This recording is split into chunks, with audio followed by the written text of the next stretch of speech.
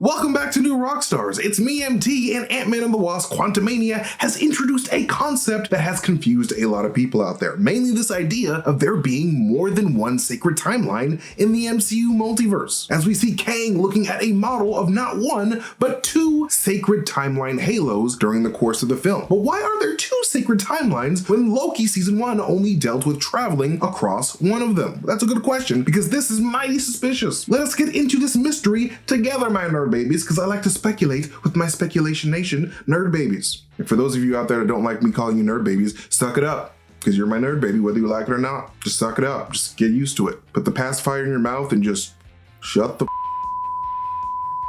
I'm trying to swear less to appeal to Christians. But like always, be sure to head on over to nerdriot.shop where you can pick up one of these amazing Quantumania hoodies or one of our new Mando inspired merch. Just got my beanie in the mail. I got a cool Star Wars beanie. It's like written in Orabesh. But all right, so if you have an eye for detail, then you already know that Quantumania kind of reshaped the general audience's understanding of the MCU with just one scene. And I'm mainly talking about the scene when Kang is having his very hostile reunion with his former BFF with benefits, Janet van Dyne. And let's be real, there was definitely some benefits there. And this is where he presents her with a freshly prepared hologram presentation that consists of imagery of not one, but two sacred timelines in the MCU multiverse. But what is up with that exactly? So far, we've only seen one sacred timeline being pruned by the TVA and Loki, so why does Kang whip out two sacred timelines when he is warning Janet of the multiversal incursions and secret wars to come? Well, the quick explanation to this is that we're looking at two different multiversal timelines organized by two different entities. The first one that Kang lays down while he's talking to Janet about his foolish variants in the Council of Kangs is the sacred timeline run by the Council of Kangs. A sacred timeline that I believe it will be called the Kang Dynasty, but more on that in a bit. And the second one that Kang throws up from his hand is the same MCU sacred timeline that Sylvie is now in charge of. That's right, y'all, I believe we are in a multiverse now.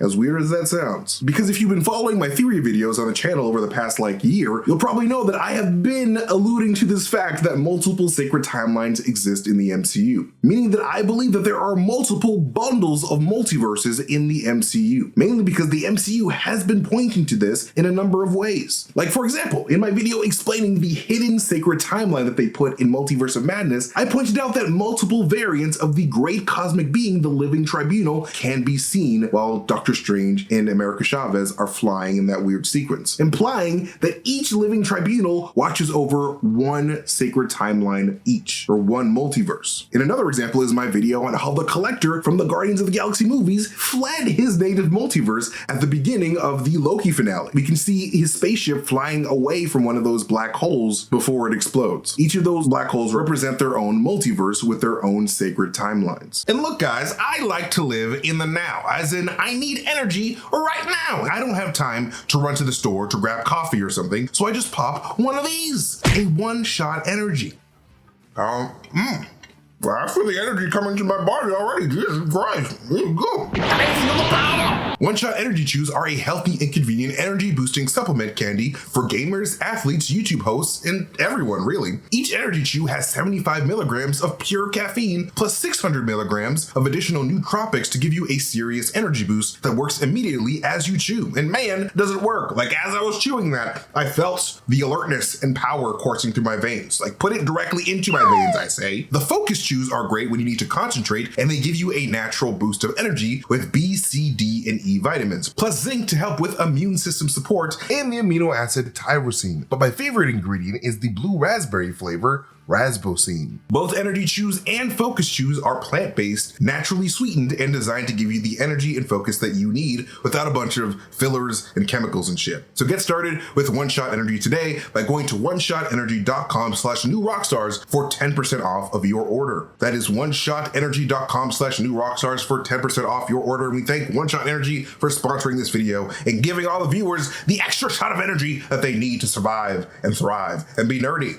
all the time. But why? Why are there weird glowing halos of energy swirling around inside of these black holes at the end of time? Well, as I've noted before in previous videos, I believe this black hole imagery in the Loki finale is meant to show us what the universe will eventually look like towards the end of time, during an era in the cosmos known as the black hole era. The point in the distant future when the cosmos is just black holes and all the matter and everything that ever existed on a multiversal scale gets sucked into one of these black holes. Then whoever is left at this black hole period at the end of time, whether it be Sylvie or a version of Kang like He Who Remains, or multiple Kangs like the Council of Kangs, or the Great Weaver weaving the web of life and destiny in the Spider-Verse, whoever that person is can sit inside the very center of their own black hole in their own multiverse and manage the flow of the energies of everything that ever existed in that multiverse as that energy swirls around them. But only for the multiverse of timelines inside their own black hole, as we see with He Who Remains and the MCU with Sacred Timeline. This is why in the Loki finale, when Kang is telling "I'll never be happy Loki" and "I want to stabby Loki" about when he met his variants, he uses the imagery of multiple black holes and he is referring to his perspective of the multiversal conflict. Take a look. Before the TVA, a variant of myself lived on Earth in the 31st century. He discovered that there were universes stacked on top of his own.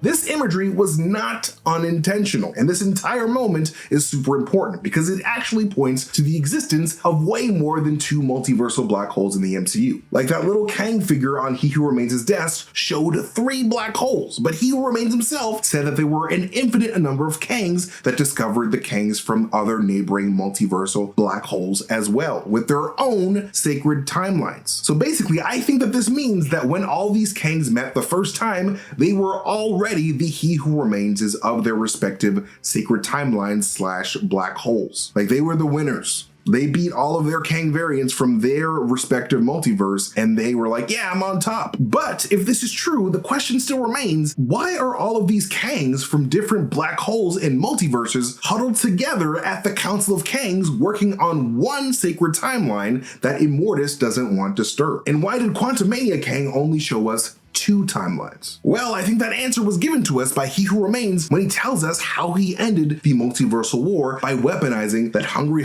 hippo of a purple-ass matter-eating cloud, Alioth. Basically, I have a feeling that there used to be a lot more multiversal black holes that used to neighbor these 2 black holes that we see in the Loki finale, until that peace between the multiversal Kangs erupted after Quantumania Kang started the multiversal war between Kangs. Then during that multiversal war, I highly suspect that He Who Remains weaponized Alioth and wiped out countless sacred timeline black holes in that process until that war was over. Like, basically all those Kangs that you see in the Council of Kangs at the end of the movie, their black holes were probably destroyed by Alioth, until only 2 black holes remained nearby. And nearby is very important because there are an infinite amount of black holes, so I don't think he can destroy all of them. Then after that multiversal war, it seems like the Kangs that waved the white flag at He Who Remains and wanted peace again became the new Council of Kangs under Immortus and made a deal with He Who Remains. And basically, I think that deal was that the Council of Kangs won't fight anymore so long as He Who Remains isolates his native timeline and uses Alioth to not let the vines of his multiversal sacred timeline cross over into the Council of Kangs' backyard where they have their own timeline. Because now all these Kang survivors have to share